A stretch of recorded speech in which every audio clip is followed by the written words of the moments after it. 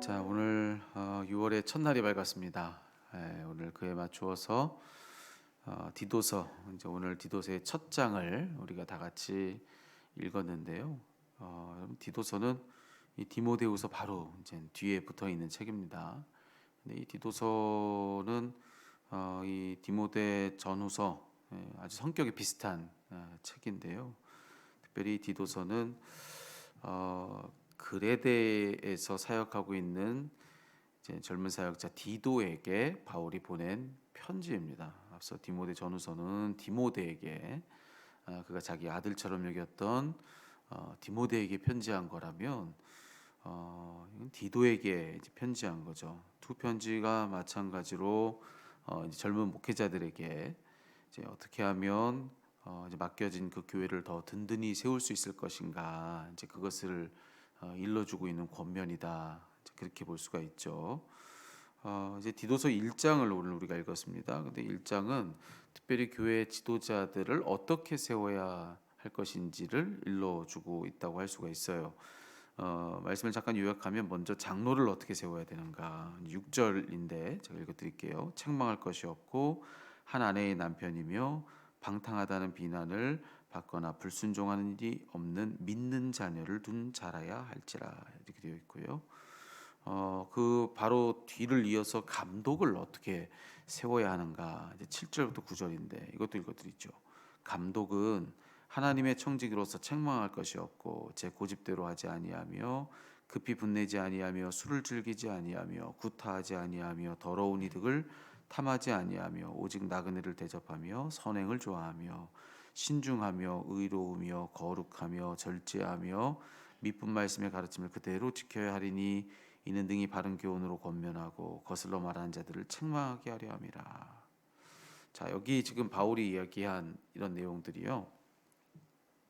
그 대상을 장로나 감독에 대한 것이라고 이야기를 하고 있지만 여기서 말하고 있는 장로 또 감독, 여러분 이 직분들은 오늘날 우리의 교회 직제 중에 있는 그 이름이 똑같은 장로나 감독과는 좀 다릅니다. 정확히 지금 장로들이나 감독들에 대해서 지금 이 그 바울이 이렇게 권면하고 있는 것인가, 그렇게 딱 보기가 어려워요. 그러니까 이 모든 권면은 사실은 누구에게 향한 권면으로 들어야 되냐면은 딱 어떤 특정한 누구, 장로라고 불리고 감독이라고 불리는 오늘날 그들에게만 향한 그런 권면이 아니라 그들을 포함한 모든 교회 일꾼들, 이렇게 읽어야 맞습니다. 예, 모든 교회 일꾼들에게 지금 이제 그 일꾼들을 어떻게 세워야 되는지, 누가 그에 합당한지, 이제 그걸 지금 바울이 알려주는 내용이다. 이제 이렇게 정리하고 나면 여러분 이 말씀은 이 자리에 있는 우리를 향한 말씀이 되는 거죠. 진짜 어떤 특정한 장로, 감독, 오늘날도 그들에게만 주는 말씀인가? 아니요. 그럼 어떤 특정한 누군가를 향한 말씀이기만 하지만 그게 아니라는 거죠. 모든 교회 일꾼들, 그러니까 오늘 우리가 좀 더 편하게 이야기하면 모든 교회 직분자들, 모든 직분자들에게 지금 해당하는 그런 권면이 바로 오늘 본문이다. 이렇게 읽는 것이 훨씬 더 맞습니다. 그럼 여러분 어떠세요? 이게 오늘날의 모든 직분자들을 향한 명령이다. 자격이죠. 이런 자격을 갖춘 사람이어야 한다. 모든 직분자들은. 자, 그렇게 이 말씀을 읽으면 자, 여러분은 어떤 생각이 드세요? 자칫 우리가 이렇게 생각하기가 쉬운데 그냥 직분을 신앙생활 오래 하면 받는 거, 조금 거기에 더해서 신앙생활 열심히 하면 받는 거, 이 직분을 그렇게 생각하기가 쉽습니다. 그러니까 교회 처음 등록하면은 성도, 그리고 조금 오래 다니면 집사, 좀 더 오래 다닐 뿐만 아니라 열심히까지 다니면 그러면 권사, 그리고 장로, 이제 그렇게 되는 걸로 아는 겁니다.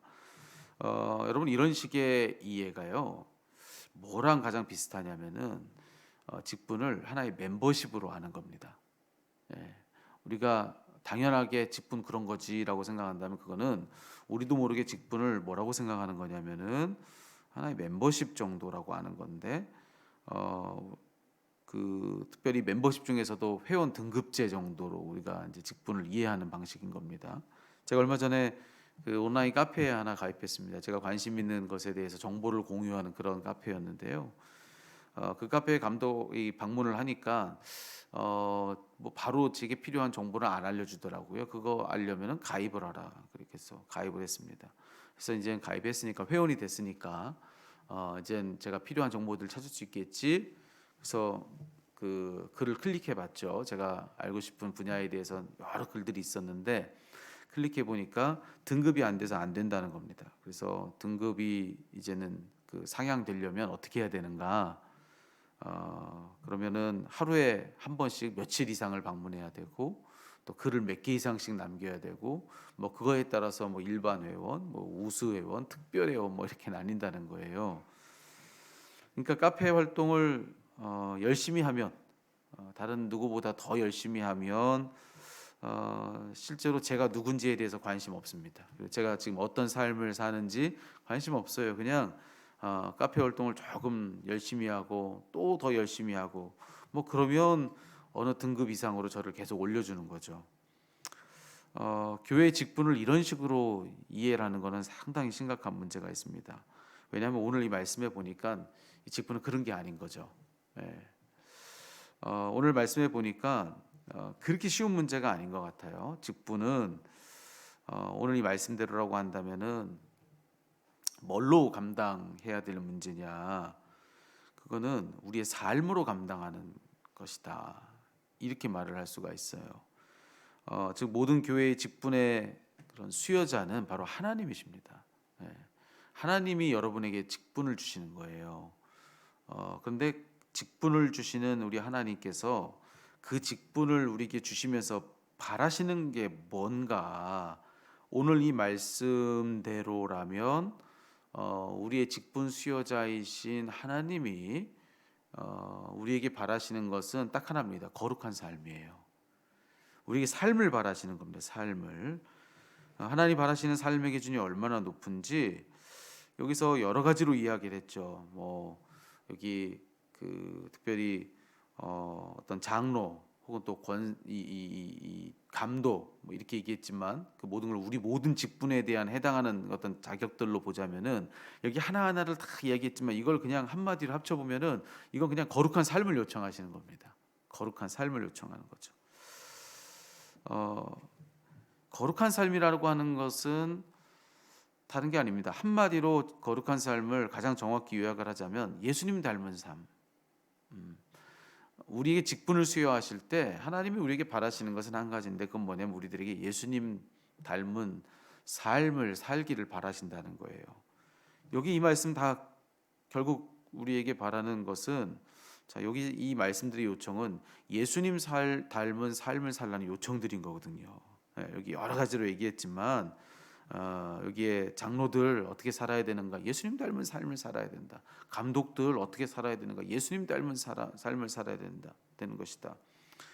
여러분 그런 지금 삶의 요청들이 여기에 있는 겁니다. 그냥 여기 단순하게 얘기해서 여기에 이야기하고 있는 여기 장로들은 모든 평신도 우리 그 직분자들을 향해서 예수님 닮은 삶을 살아야 된다. 여기 감독들은 우리 목회자들을 향해서 예수님 닮은 삶을 살아야 된다. 똑같은 거예요. 그런 삶을 요청하는 거룩한 삶, 예수님 닮은 삶을 살라는 요청이라고 하는 것이죠. 아까 우리가 불렀던 찬양이 있습니다. 그 찬송가의 마지막 가사에 뭐라고 되어 있냐면은 주 예수 세상에 다시 오실 그날에 무성도 변화하여 주님의 빛나는 그 형상을 다 함께 보며 주 찬양하리 이렇게 되어 있습니다.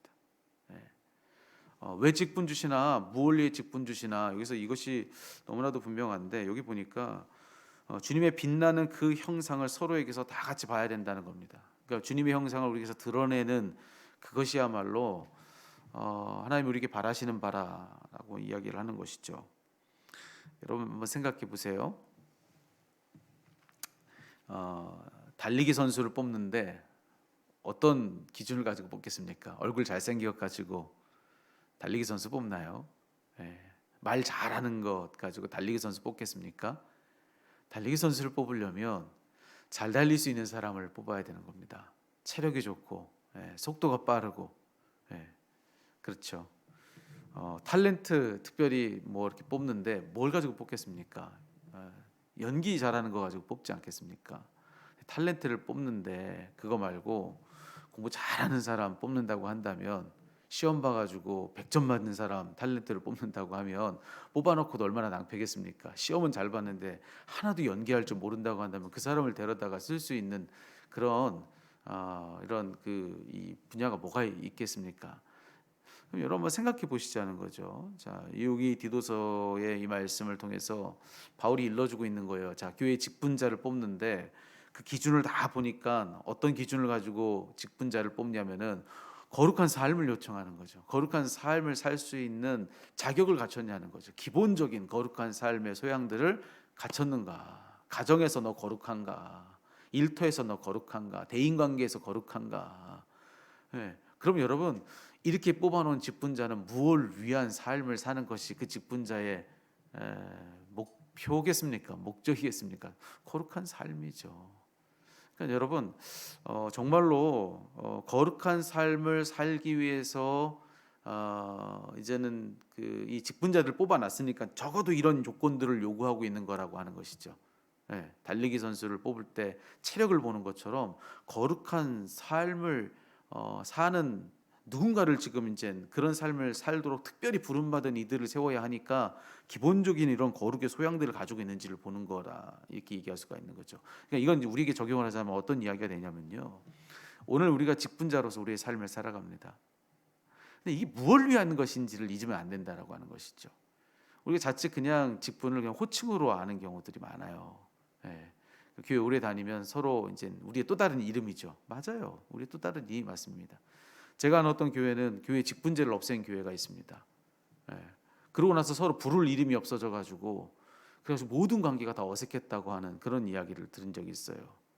장로님 이렇게 불러야 되는데 직분제를 없애버리니까 부를 이름이 없어서 여기요 저기요 할 수도 없고, 그래서 아주 모든 게 불편하다고 그래가지고 직분제를 다시 부활시켰어요. 그 교회가. 우리의 이름이 맞아요. 우리 또 다른 이름이죠. 교회 안에서 우리가 가지고 있는. 근데 그냥 그거이기만 하냐는 거죠. 신앙 열심히 하면, 그 생활 열심히 하면 하나의 멤버십처럼 우리에게 주어지는데, 그래서 주어지는 또 다른 이름이냐, 이게 전부냐 직분에. 그게 아니라는 거죠. 우리 직분이 지금 뭐든지 간에 모든 직분은 무엇에 대한 요청이냐? 거룩한 삶에 대한 요청이라는 겁니다. 그런 삶을 살라고 우리를 직분자로 뽑아 놓으셨다라는 겁니다. 그러니까 오늘 하루를 살면서 우리가 이 생각을 좀 해보시자는 거죠. 누군가 여러분에게, 오늘 분명히 여러분에게 그런 일이 있을 텐데, 누군가 여러분에게 집사님 이렇게 부르는 사람이 있을 거예요. 권사님 이렇게 부르는 사람이 있을 겁니다. 그리고 장로님 이렇게 부르는 사람들이 있을 거예요. 저에게는 또 목사님 이렇게 부르는 사람들이 있겠죠. 자, 이걸 뭘로 우리가 좀 이해해야 할 필요가 있겠는가? 특별히 내 이름이 있는데 내 이름으로 부르는 것이 아니라, 특별히 교회 직분으로 누군가 나를 불렀다면, 자, 그것은 뭐냐면은, 자, 그는 우리를 그렇게 부른 그 사람으로부터 들려온 뭐에 대한 요청이냐? 거룩한 삶을 살라고 하는 요청이다. 누군가 여러분에게 또 저에게 자, 집사님, 권사님, 장로님, 목사님, 뭐 전도사님 이렇게만 부른다고 한다면 그거는 그냥 이름을 부른 게 아니라, 또 다른 이름을 부른 것이 아니라 거룩한 삶을 살라고.